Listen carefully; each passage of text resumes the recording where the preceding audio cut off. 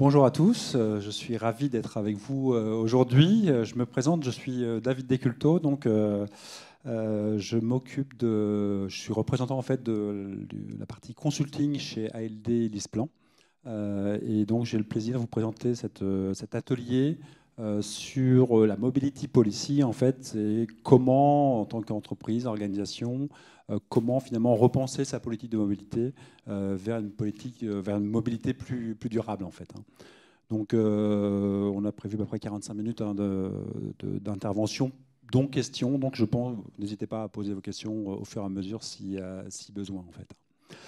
Juste pour présenter ALD, peut-être pour ceux qui nous ALD LeasePlan, pour ceux qui ne nous connaissent pas, ALD Automotive et LeasePlan se sont réunis tout récemment, ça remonte au mois de mai, l'ensemble, le nouvel ensemble finalement est aujourd'hui le leader finalement des solutions de mobilité durable, avec une flotte au niveau mondial de l'ordre de 3,3 millions de véhicules gérés. Et une présence dans à peu près un peu plus de 45 pays dans le monde en fait. Alors pour aujourd'hui, l'idée donc c'est de pouvoir vous montrer aussi comment finalement ALD LeasePlan peut vous accompagner dans vos politiques de mobilité. J'ai prévu 4 temps. Un premier temps, c'est de rappeler un petit peu les enjeux autour de la mobilité au sein des entreprises et organisations. Ensuite, c'est de définir le concept que l'on met en avant chez ALD Automotive et LeasePlan, qui est le concept de mobility policy. Ensuite, troisième temps, venir un peu plus en détail, même si, bien sûr, si vous avez des questions, posez-les. Et puis peut-être que on pourra se voir après sur le stand aussi ALD LeasePlan. Mais en tout cas, vous donner un aperçu, un panorama un peu des solutions de mobilité qu'on met en avant, qu'on met en place auprès de nos clients. Qu'on soit sur le registre de la flotte de véhicules avec notamment tout ce qui va être lié aux véhicules électriques et puis aux solutions de recharge. Et puis également, les autres solutions de mobilité, elles sont nombreuses. Et puis surtout, parce qu'il y a pas mal de choix dans tout ça finalement, vous expliquez aussi comment est-ce qu'on accompagne nos clients dans ces réflexions, et puis pour redéfinir effectivement leur politique de mobilité en fait. Et puis les questions, au fur et à mesure, je pense que c'est peut-être le mieux.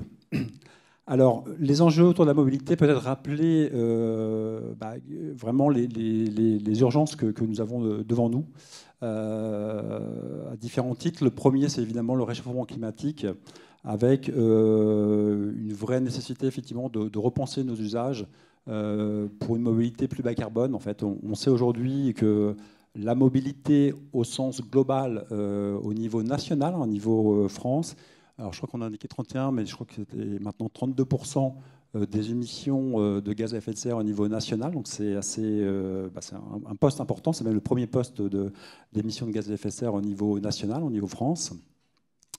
Et dans ce secteur de la mobilité, finalement, on voit que le transport routier, au sens large, occupe une place importante, en l'occurrence 94% de ces émissions-là, en fait.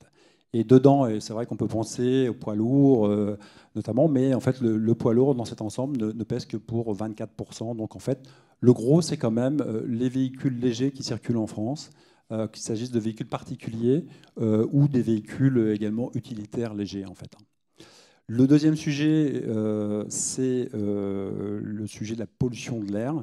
On sait aujourd'hui de sources officielles de Santé publique France que finalement la pollution de l'air dans les grandes agglomérations pèse pour à peu près 48 000 décès par an, donc c'est assez considérable. Donc voilà un peu les enjeux. Et au niveau de l'entreprise et des organisations, tout dépend du secteur d'activité, mais si on prend le premier sujet, qui est le sujet des émissions de gaz à effet de serre, la mobilité est bien souvent l'un des premiers postes d'émissions carbone, en fait.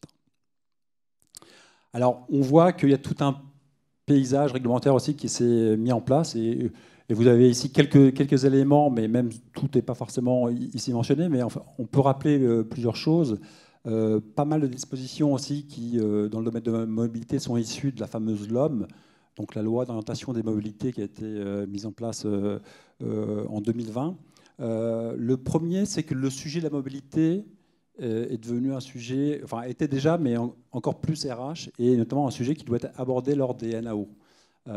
Donc ça, c'est un premier point assez important, ce qui fait que nous, ça a changé aussi un peu les contacts avec lesquels on était en relation. On a de plus en plus aussi de contacts avec les DRH, les services RH, parce que c'est un vrai sujet. Le deuxième point autour de la LOM, on peut citer aussi tout ce qui va être lié à la flotte, notamment.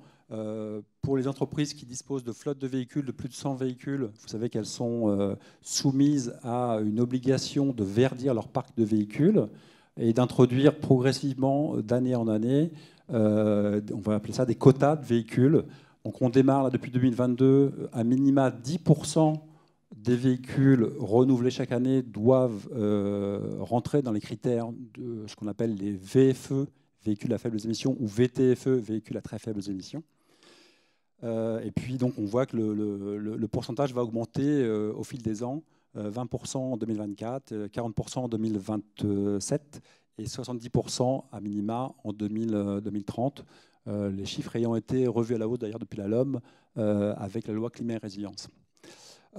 Même si ça finalement, l'actualité fait que ça a pris un petit peu de retard, ça prend un peu de retard, mais il y en a quand même le sujet des ZFE qui reste sur la table, même si leur mise en place va être quand même dans une certaine mesure un petit peu retardée. Et puis, un élément aussi relativement nouveau, sur les entreprises qui sont dans l'obligation d'établir donc un bilan carbone. Jusqu'alors étaient donc pris en compte les scopes 1 et 2 en tant que scope obligatoire intégré. Et depuis le 1er janvier, donc, il faut également prendre en compte donc, le scope 3. Et ça va notamment recouvrir, on va dire, tout ce qui est émissions indirectes, y compris le sujet de la mobilité domicile-travail. Donc aujourd'hui, ce n'est plus une option facultative. L'entreprise doit effectivement établir son bilan carbone en intégrant également tous ces éléments-là, en fait. Donc on a ces aspects réglementaires et au-delà de ça, parmi les enjeux de la mobilité, on a aussi, et je reviens donc au sujet RH, on a aussi des enjeux d'attractivité pour l'entreprise. On voit que notamment les jeunes générations, donc le chiffre que vous avez à gauche, c'est un chiffre qui est issu d'un baromètre qui est établi par l'EDEC et qui nous montre en fait que pour les nouvelles générations, ce qu'on appelle les new gen, en fait, à hauteur de 77%, le sujet RSE est extrêmement important, l'engagement sociétal de l'entreprise est extrêmement important dans le choix de leur première entreprise en fait. Et on voit que d'ailleurs, ça ne concerne pas uniquement les nouvelles générations, mais l'ensemble des collaborateurs. Et ça, c'est plutôt la partie de droite, une étude qui a été faite par ADECO et qui montre qu'en fait, que, voilà, la QVT, et on a tendance à ranger le sujet de la mobilité dans le sujet de la QVT, finalement, est même parfois plus importante que le salaire en lui-même. En fait. Donc, ces enjeux, il y a aussi un enjeu RH très important. Et donc, on est présent aujourd'hui à ProDurable, mais on était présent aussi il y a quelques mois en arrière à Solutions RH parce qu'effectivement, le sujet, il est à cheval entre les RH, les responsables RSE et puis également les responsables de la mobilité ou de la flotte en fait. Donc on a un sujet marque employeur, un sujet attractivité et puis fidélisation qui est également qui fait partie des nouveaux enjeux en fait. Alors chez ALD Automotive, en fait, on essaye d'accompagner en fait donc nos clients dans la refonte dans leur politique de mobilité au travers du concept de mobility policy. Donc l'idée de passer d'une notion plus de car policy très centrée autour de la voiture, très centrée autour du véhicule de fonction, vers une notion de politique de mobilité durable, donc qui là va être beaucoup plus large, à la fois en incluant des nouveaux modes de mobilité, mais aussi en élargissant le scope aussi à l'ensemble des collaborateurs, y compris sur le sujet de la mobilité domicile-travail. En fait. Alors grosso modo, on sait que les leviers d'action, ils sont plus ou moins là à l'écran, au global, hein, même au niveau de la société. Le premier point, c'est essayer d'agir sur la demande et le nombre de transports, finalement, de déplacements. Donc c'est de réduire finalement, dans le cadre d'une certaine sobriété, et finalement la période du Covid nous a aidé à ça, avec notamment le télétravail, les réunions à distance, donc réduire les déplacements. Essayer de faire en sorte aussi d'adopter d'autres modes de déplacement, donc d'avoir du report modal de la voiture vers d'autres types de déplacements. Ça peut être le vélo, ça peut être le transport en commun, par exemple. Agir aussi sur le taux de remplissage, notamment en ce qui concerne les véhicules. Et puis sur l'efficacité énergétique des véhicules et puis les motorisations. Derrière ça, ça va surtout être aujourd'hui, quand on parle de verdir une flotte, certes, on a effectivement des véhicules hybrides rechargeables, mais aujourd'hui, le sujet, c'est surtout le véhicule 100% électrique que l'on met en avant, en fait. Alors, on travaille avec nos clients, on les accompagne sur 2 axes. Donc, le premier axe que vous avez en haut, c'est l'axe de la mobilité d'entreprise, la flotte de véhicules. Sur la partie gauche, donc, beaucoup de nos clients aujourd'hui sont encore majoritairement sur des flottes de véhicules thermiques. Et l'idée, c'est de les accompagner vers la partie de droite, donc vers une flotte plus électrifiée. Ce qui suppose des solutions de mobilité autour de la recharge, on va en dire quelques mots. Et puis autour d'autres modes de mobilité. Là encore, la voiture, ce n'est pas forcément le mode numéro 1, en fait. Et puis l'axe 2, l'axe du bas, donc on est là sur la mobilité domicile-travail. Donc c'est comment effectivement je vais essayer d'inciter mes collaborateurs à aller vers des mobilités plus durables. Typiquement, là où beaucoup d'entreprises aujourd'hui se cantonnent à proposer le minimum, on va dire, légal, qui est de dire je rembourse 50% du pass-transport pour ceux qui viennent en transport en commun. Et puis pour les autres, souvent, il n'y a pas grand-chose de prévu. Là, l'idée, c'est d'apporter des choses nouvelles. Alors, soit de manière individuelle, des mesures en faveur du covoiturage, mettre en place des équipements autour du vélo partage, des engins, les EDP, les engins de déplacement personnel type trottinette, etc. Promouvoir le transport en commun, ça peut passer par l'augmentation du taux de remboursement, par exemple, du pass-transport, mais ça passe aussi de plus en plus, et là on voit beaucoup d'entreprises et d'organisations qui mettent en place le dispositif là, du FMD, qui est Forfait Mobilité Durable, donc qui est un dispositif là aussi issu de la LOM, en fait. Donc voilà un petit peu les axes de travail sur lesquels on accompagne donc, nos clients, entreprises et organisations. Les solutions proposées, alors je ne sais pas s'il y a des questions peut-être jusque-là. En tout cas, n'hésitez pas, elles sont les bienvenues. Les solutions proposées donc, par ALD LeasePlan, alors, elles vont tourner sur ces 2 axes. Donc, premier axe, la flotte de véhicules et le second, donc, la mobilité domicile-travail. Sur ce premier axe, on a énormément d'échanges avec nos clients sur le sujet du verdissement de la flotte. Donc, il y a ces fameux objectifs issus de la LOM. Voilà, tant de véhicules à renouveler en énergie à faibles émissions ou à très faibles émissions. C'est un vrai challenge pour nos clients. Tout dépend aussi du profil de la flotte. Tout dépend s'ils sont des clients qui roulent beaucoup, s'il y a du véhicule utilitaire, etc. Mais aujourd'hui, c'est un vrai sujet et c'est vraiment pas simple pour les gestionnaires de flotte. Et notre rôle, c'est de les accompagner un petit peu dans tout ce parcours-là. Typiquement, leur donner un maximum d'informations sur les véhicules, les technologies, les autonomies, où est-ce qu'on en est. Aujourd'hui, on sait qu'il ne faut pas forcément prendre pour argent comptant les autonomies qui nous sont annoncées par les constructeurs automobiles. Il faut resituer ça en conditions réelles. Mais en même temps, c'est vrai que les autonomies progressent. Et aujourd'hui, le véhicule électrique n'est plus du tout un véhicule qui doit être cantonné au milieu urbain. Il a encore un peu cette image-là parfois, à tort. Aujourd'hui, on peut quand même faire de la distance avec un véhicule 100% électrique. Il y a beaucoup d'inquiétudes également autour du sujet de la recharge. Donc ça, on va y revenir. Et il y a aussi beaucoup de questionnements sur le coût économique justement de ce verdissement de la flotte. Et là, notre rôle, c'est aussi, avec les équipes de consultants à ALD LeasePlan, c'est d'accompagner les clients dans cette réflexion et les aider à y voir plus clair sur... donc on a des outils.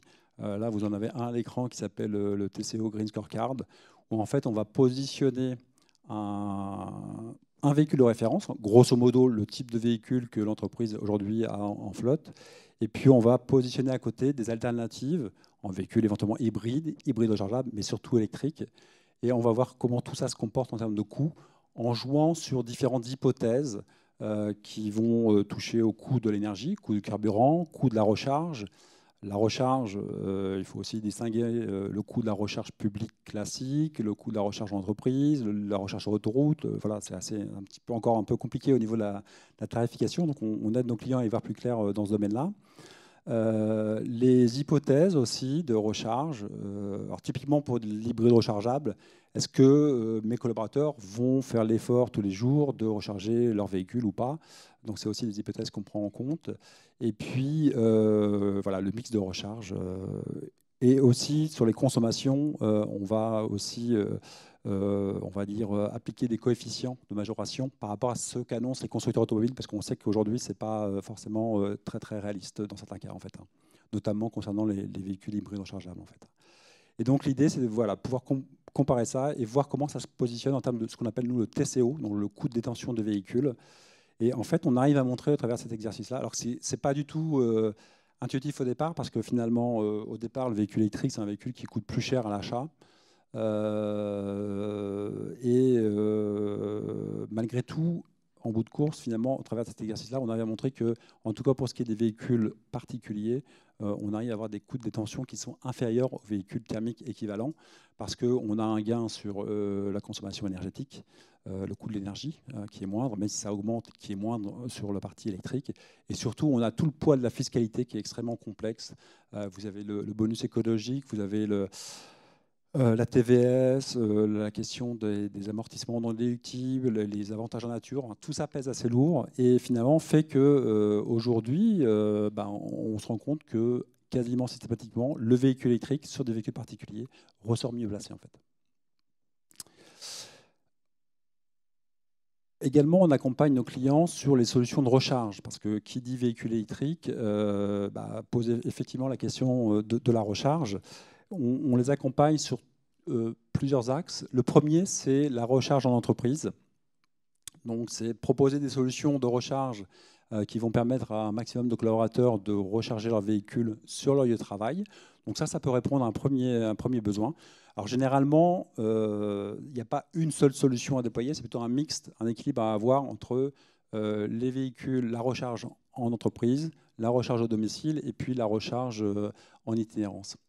Sur la recharge en entreprise, on propose donc des solutions avec notre partenaire ChargePoint, donc des solutions de recharge et surtout qui incluent donc toute la partie pilotage. C'est-à-dire que c'est pas faut vraiment voir ces bornes de recharge non pas comme des simples prises où on va se brancher pour recharger un véhicule, mais c'est comment je vais piloter ce parc de bornes pour pouvoir, c'est quand même un investissement assez important, pour pouvoir le mutualiser et partager ces bornes auprès d'un maximum de véhicules. Donc ça veut dire gérer les accès, gérer les pics de consommation d'énergie, réguler tout ça, peut-être mettre en place une tarification pour certains types de populations. Si vous avez des visiteurs extérieurs, vous pouvez éventuellement mettre en place une tarification.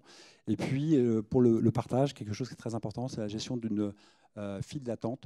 C'est-à-dire que si sur un site donné, j'installe, admettons, 10 bornes de recharge, à un moment donné, le collaborateur se présente, toutes les bornes sont déjà occupées.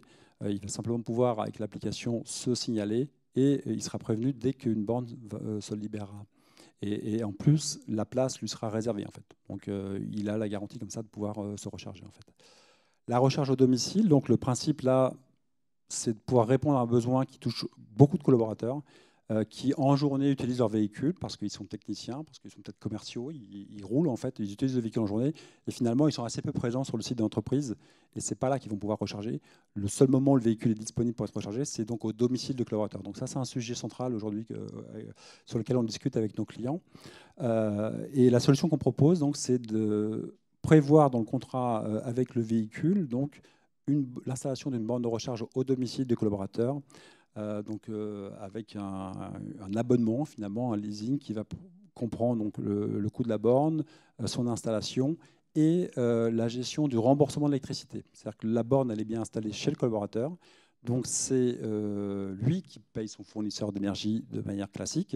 Et simplement, nous, on va venir mesurer la consommation qui a été nécessaire pour alimenter le véhicule professionnel et on va rembourser le collaborateur, refacturer l'entreprise ou l'organisation derrière, mais de manière centralisée. Donc, ce qui évite de devoir gérer des remboursements via note de frais, sans trop avoir de traçabilité sur pourquoi est-ce qu'on a remboursé tel collaborateur, etc. Donc, ce qui peut exposer éventuellement à des soucis sur la partie avantage en nature. Là, on gère toute cette partie-là, en fait. Et puis, bien sûr, la recharge en itinérance. Aujourd'hui, c'est un mode de recharge qui est plutôt complémentaire. On estime qu'à peu près 90% des recharges se font sur le site de l'entreprise ou au domicile, et puis 10-15% en mode itinérance, mais ça reste néanmoins très important, notamment pour les déplacements plus importants, plus longs. Et là aussi, donc, des solutions qui permettent de gérer cette recharge en itinérance. En fait.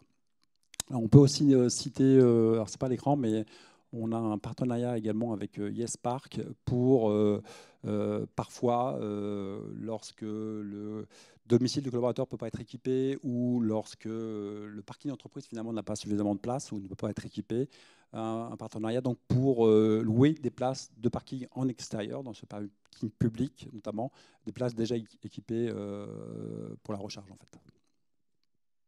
Donc ça, c'est un sujet de préoccupation donc, très très important dans le mouvement de verdissement des flottes sur lequel on échange avec nos clients en fait. Ensuite, on a les solutions de mobilité aussi qui viennent accompagner cette politique de mobilité. Le premier, d'ailleurs, je vais peut-être commencer par l'autopartage.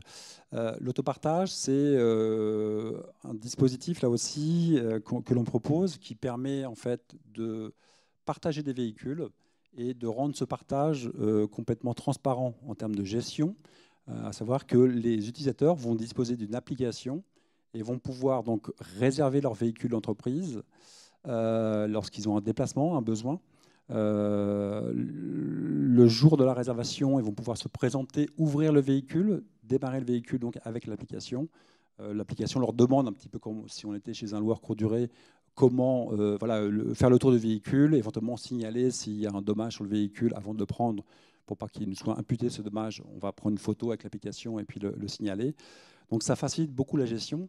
Et l'autopartage est souvent vu de deux manières, ou de trois.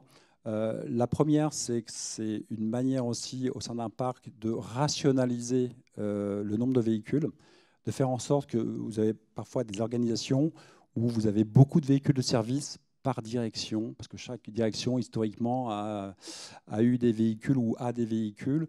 Ces véhicules, parfois on fait le constat qu'ils sont sous-utilisés et en fait on a beaucoup trop de véhicules au final, sauf que en gestion manuelle via tableau Excel ou Outlook, etc., on a quand même beaucoup de mal souvent à se les partager. Donc là, l'idée avec la solution digitale, c'est de pouvoir faciliter ce partage des véhicules. L'autopartage peut être vu aussi au regard de l'électrification sous deux angles. Soit une manière d'introduire des véhicules électriques, d'habituer un petit peu les collaborateurs à utiliser des véhicules électriques. Donc ça, c'est une bonne chose qui est souvent mise en place chez nos clients. Et puis, dans un nombre de cas moins important, mais qui commence à se développer, c'est aussi, en tout cas sur les gros sites, c'est d'avoir des pools de véhicules en autopartage. Alors pour le coup, pas en électrique, mais de maintenir un petit pool thermique pour faire des longues distances. Typiquement, j'ai en tête des exemples d'entreprises qui ont basculé leurs techniciens sur des véhicules électriques. Par contre, ils laissent à disposition un pool de véhicules facilement réservables, des véhicules thermiques pour les quelques déplacements dans le mois, plus longue distance, où peut-être le véhicule électrique aurait été un peu juste en fait. Ça fait partie des solutions de mobilité qui peuvent accompagner l'électrique. Vous avez également la solution switch. Donc ça aussi, c'est un élément important. Le switch, c'est quoi le principe? C'est qu'on a, et je vais en parler, on fait aussi beaucoup d'enquêtes auprès des utilisateurs chez nos clients. Et on se rend compte que dans bien des cas, quand on analyse l'usage qui est fait du véhicule, le véhicule électrique peut déjà être la solution. Du point de vue professionnel, c'est-à-dire que la personne n'est pas une personne qui fait énormément de kilomètres. Et quand je dis pas énormément de kilomètres, ça peut être même 25 000 km par an, 30 000 km par an. On peut maintenant aujourd'hui passer sur de l'électrique. Mais donc, ce qui va bloquer par contre, souvent, c'est la question de l'usage privé. S'il s'agit de véhicules de fonction, c'est aussi un véhicule avec lequel la personne va partir, par exemple, au ski, en vacances, etc. Et c'est souvent ces déplacements-là occasionnels dans l'année, qui sont peu nombreux, mais sur lesquels on réalise de longues distances, qui vont être le frein en fait, au passage à l'électrique. et qui font que beaucoup de collaborateurs, quand ils ont le choix, préfèrent rester sur un véhicule essence, hybride, éventuellement hybride rechargeable, mais en se disant, je suis pas, voilà, j'ai pas la question d'autonomie des batteries avec un véhicule électrique. Et l'idée du switch, c'est qu'on va inclure dans le contrat, dès le départ, un certain quota de jours où on va fournir à un véhicule une alternative au client lorsqu'il va faire de longues distances. Typiquement, bénéficier d'un véhicule pour partir en vacances, que ce soit au ski ou vacances d'été, etc. Et donc ça, c'est une bonne solution pour lever le frein au passage à l'électrique. En fait, beaucoup de gens se mettent des barrières par rapport à quelques déplacements qu'ils ont chaque année. En fait.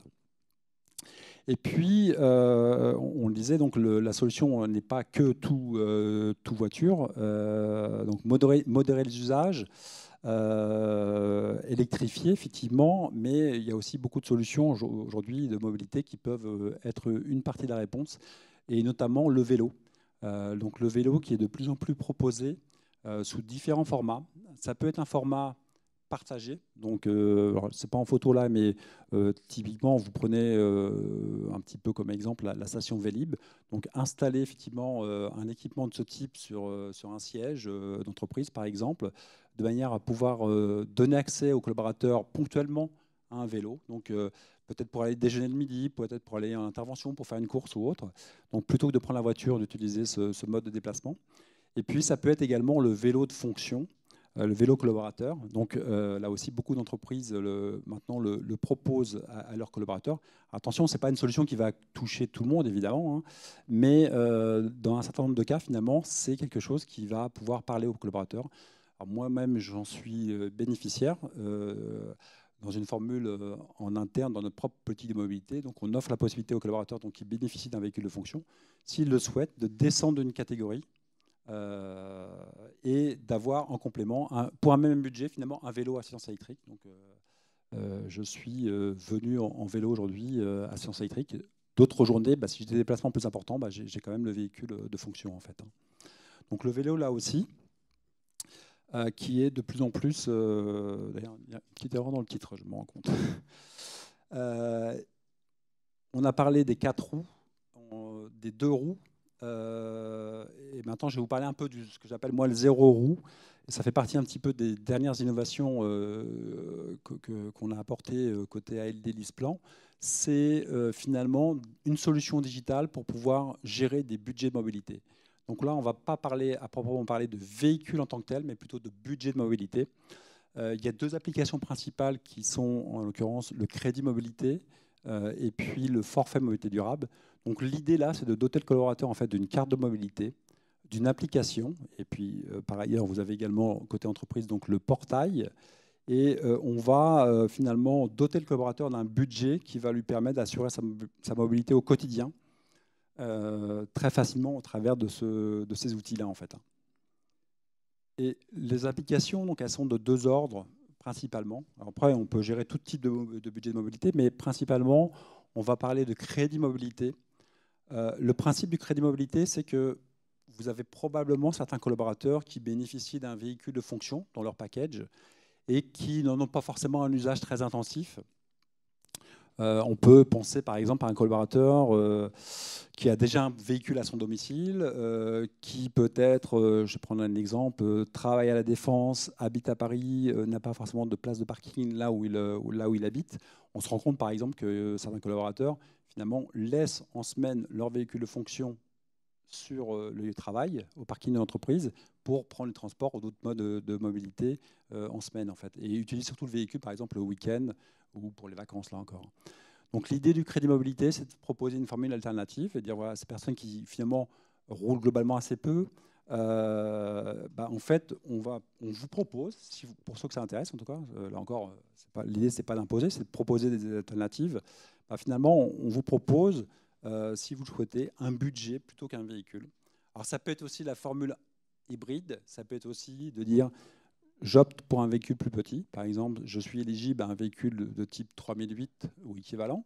Et puis au quotidien, moi, je me rends compte que vu les déplacements que je fais, une 208 ou une i208, ça serait amplement suffisant. En fait, je vais pouvoir opter pour un petit véhicule et bénéficier d'un budget complémentaire qui me donnera accès à des mobilités alternatives, donc qui me permettra de me déplacer en transport en commun, de prendre un Vélib, éventuellement de financer une partie de l'achat d'un vélo, de faire du covoiturage. Voilà. Donc de prendre le TGV, de louer un véhicule pour partir en vacances en Corse, etc. Donc là, on est sur le crédit mobilité donc, partiel au total. Alors, je ne sais pas si c'est des dispositifs, aujourd'hui, beaucoup d'entreprises s'y intéressent. Je ne sais pas si certains d'entre vous ont peut-être déjà travaillé sur ces sujets-là. Si? Oui, un petit peu. Euh, Comment?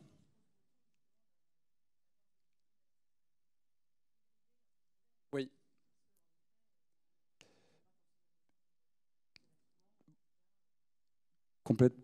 complètement. Et vraiment, il y a toute une palette d'outils pour pouvoir effectivement gérer ça. Vous voyez, on a parlé du switch pour répondre comme réponse à l'électrique pour la question des longs déplacements. L'autopartage, ça peut être aussi une partie de la réponse. Le crédit mobilité, typiquement pour les gens qui ont un véhicule de statut, qui roulent peu, qui sont. Alors, on pense aussi beaucoup aux nouvelles générations pour qui aujourd'hui le véhicule de fonction, bon, ça ne leur parle pas plus que ça. Eux, ils ont simplement un besoin de déplacement. Et donc, on va pouvoir y répondre avec ce type de solution, en fait. Et puis alors, on a l'autre volet, donc toujours avec la solution ALD Move, on a la possibilité aussi de gérer des budgets de type forfait mobilité durable, donc un dispositif qui est issu d'Alom et qui, lui, vise à finalement faciliter les trajets domicile-travail des collaborateurs qui n'ont pas un véhicule entreprise. L'idée, grosso modo, beaucoup d'entreprises donc, proposent en général le minimum, c'est-à-dire rembourser 50% du pass transport. Là, l'idée, c'est de toucher plus de personnes en proposant quelque chose de plus flexible et de plus attractif. L'avantage que ça a, je dirais, d'une part pour les personnes qui venaient déjà en transport en commun, ça leur offre de la souplesse parce qu'au travers du FMD, elles peuvent venir certains jours en transport en commun et d'autres jours avoir recours à d'autres types de mobilité. Typiquement, je peux prendre le métro aujourd'hui, demain, peut-être que je viendrai en Vélib s'il fait beau. Alors que quand on est enfermé dans un seul mode, le remboursement annuel, bon, voilà, on a un seul choix. La deuxième cible, c'est pour des personnes qui viennent déjà travailler en vélo. Beaucoup d'entreprises, en tout cas quelques entreprises avaient déjà mis en place des dispositifs de type indemnité kilométrique vélo, mais c'est quand même assez rare. Là, l'idée, c'est de pouvoir récompenser ces personnes qui viennent travailler en vélo, parce qu'avec ce budget, elles vont pouvoir soit entretenir le vélo, soit renouveler le vélo, soit en louer un, typiquement. Et puis inciter d'autres collaborateurs, évidemment, à passer à ces modes-là. Et puis la troisième cible principale, c'est d'inciter autant que possible les collaborateurs à passer à une mobilité durable plutôt que, là encore, la voiture. Alors, ce n'est pas forcément du on-off, hein, c'est aussi l'avantage de la solution LDMove, c'est que le budget que vous allez consacrer donc, à ce budget de mobilité, en fait, ne représente une charge pour l'entreprise ou pour l'organisation que s'il est utilisé. Donc la carte, vous dotez les collaborateurs d'une carte. Si un collaborateur, par exemple, a ses habitudes qu'il vient en voiture individuelle, le fait de lui fournir un budget, etc., en parallèle, ça va peut-être inciter, alors peut-être pas à 100%, mais en tout cas, certains jours de la semaine, à faire du covoiturage, à utiliser d'autres modes de mobilité, en fait. Donc c'est extrêmement intéressant. Et on a, alors le FMD, il a 3 ans, parce que le décret d'application date du mois de mai, 3 ans et demi, mai 2020. Sur une première période, ça a été un petit peu long en termes de décollage parce que on était en pleine période de Covid, de confinement, et donc les RH avaient beaucoup d'autres sujets à traiter. Mais depuis l'année dernière, depuis 2022, on voit beaucoup d'entreprises qui mettent ça en place. Donc c'est aussi quelque part, et le budget aussi, les exonérations de charges que vous avez sur le FMD, là aussi les plafonds ont été revus. On était d'abord à 400 en 2020. On est passé à 500, maintenant on est à 700, et je pense que ça va encore bouger pour rendre ce dispositif plus incitatif, voire le fusionner même avec le remboursement du pass transport, en fait. Voilà, je ne sais pas si vous avez des questions sur là encore ces budgets de mobilité et les solutions qui permettent de gérer ça.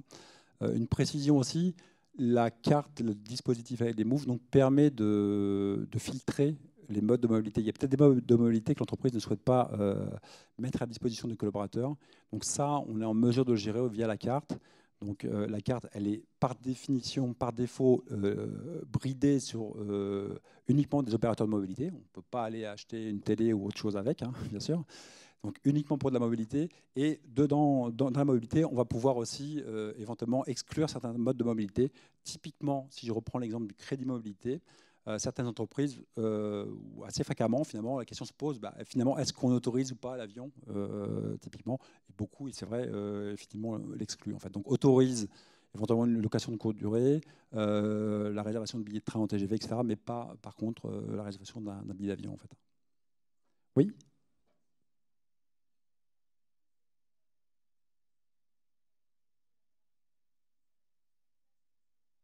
Alors, tout dépend en fait du cadre. Si on est dans la partie gauche, la partie gauche pour moi, c'est au choix d'entreprise en fait. Là, il y a pas de limite. Le crédit mobilité, l'entreprise, elle est libre de mettre ce qu'elle veut dedans. Donc, ça peut être de l'usage uniquement perso, ça peut être de l'usage pro-perso, etc. Donc là c'est au choix.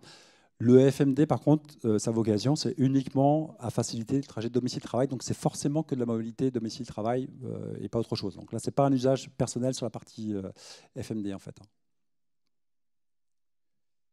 Là encore, je ne sais pas, le FMD, est-ce que certains d'entre vous l'ont déjà mis en place ou est-ce que c'est en cours, peut-être c'est en cours chez vous?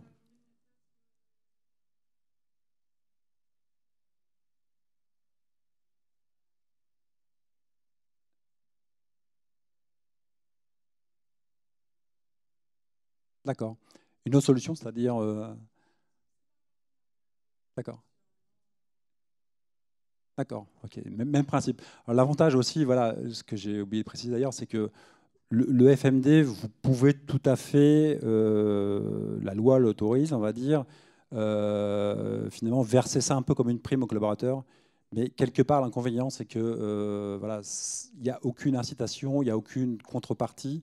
Là, l'avantage, c'est que vous le mettez à disposition un budget, mais qui est utilisable dans certaines conditions et uniquement sur la mobilité durable. Donc, on est vraiment là dans une approche RSE complète, en fait.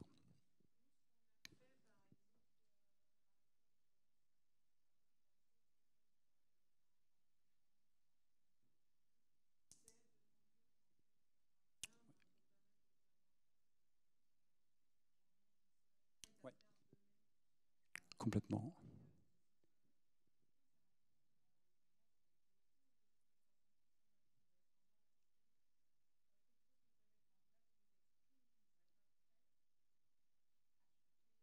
Ouais,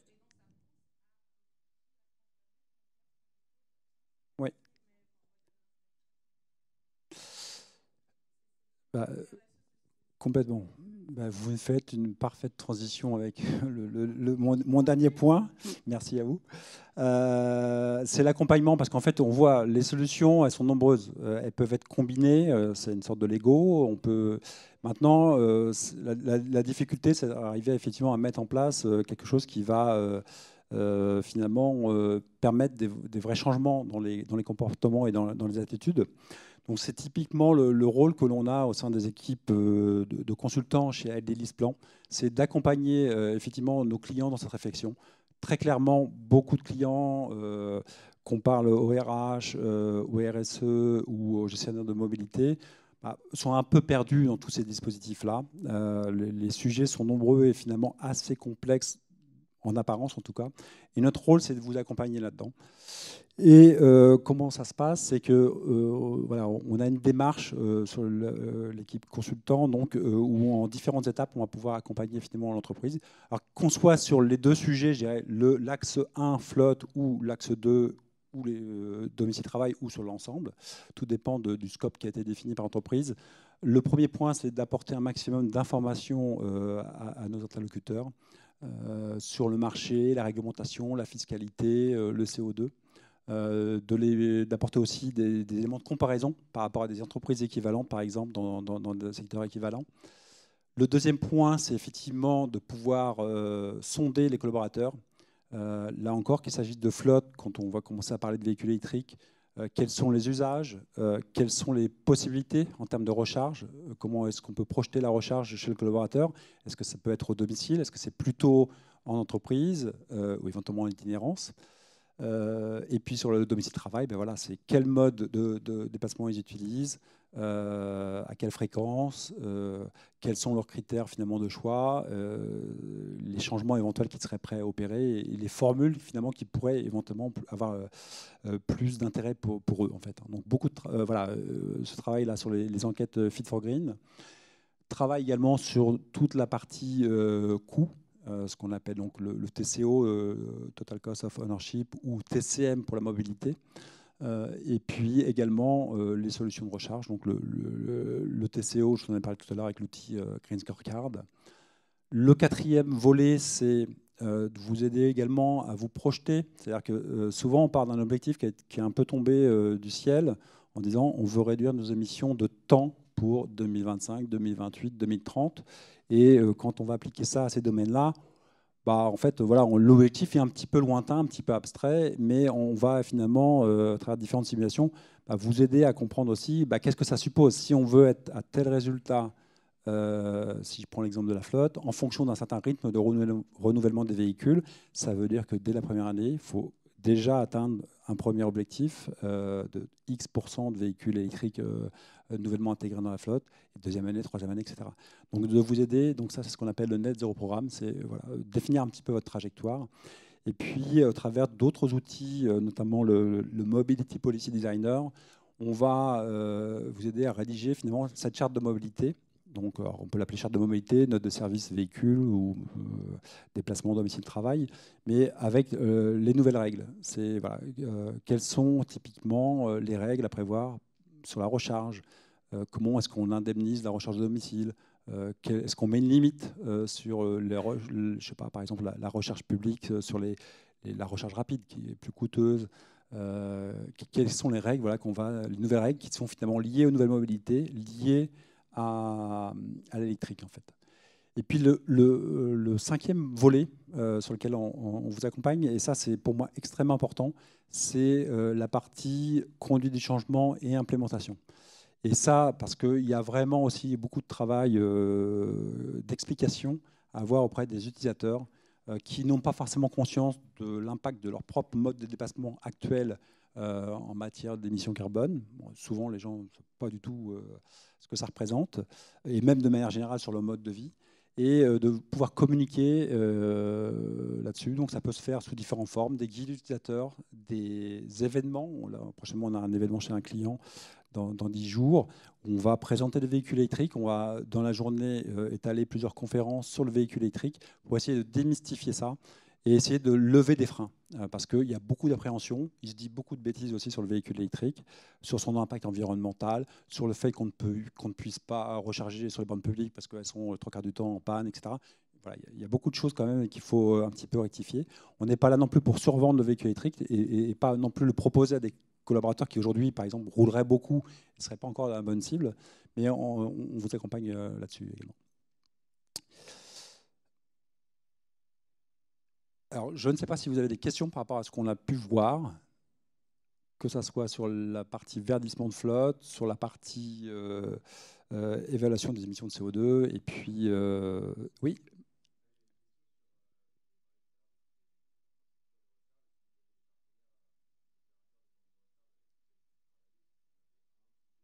Oui.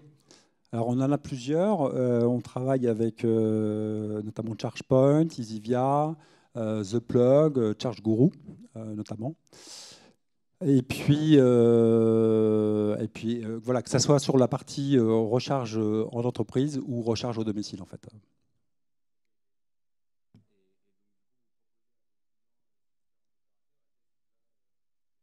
Alors,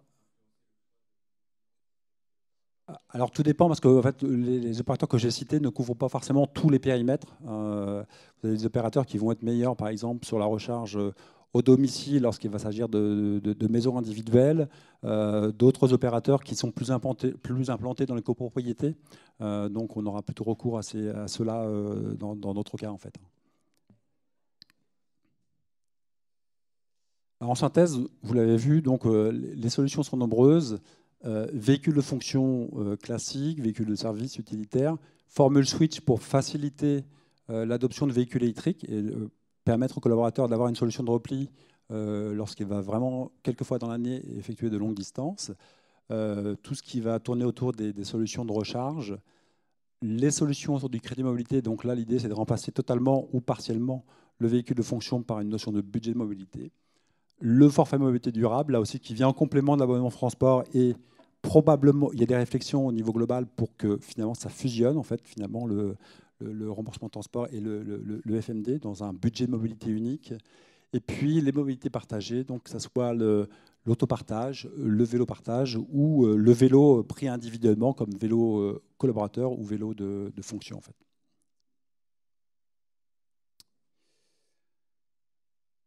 Je ne sais pas si vous avez des questions. On a encore quelques minutes. N'hésitez pas en tout cas. Si vous en avez. S'il n'y en a pas, peut-être vous rappeler que si vous souhaitez approfondir un sujet plus qu'un autre, ben, on est présent sur ces 2 jours, donc au stand numéro 50, que vous avez Laurent donc, qui va intervenir demain sur le sujet, de manière plus approfondie sur le sujet du véhicule électrique, donc à 12h30 en salle de 252.